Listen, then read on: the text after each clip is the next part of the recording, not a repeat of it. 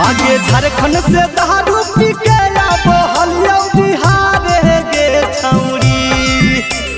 झारखंड से दारू पी के आबो हलिया बिहार गे छौरी।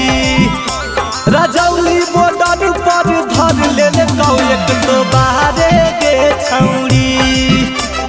जमुई बॉर्डर पर धर ले कौ 112 गे छौरी। मुहा में पाई बदे के कहल फुका मारे गे छौरी। मुहा में पाई बदे के कहल फुका मारे गे छौरी।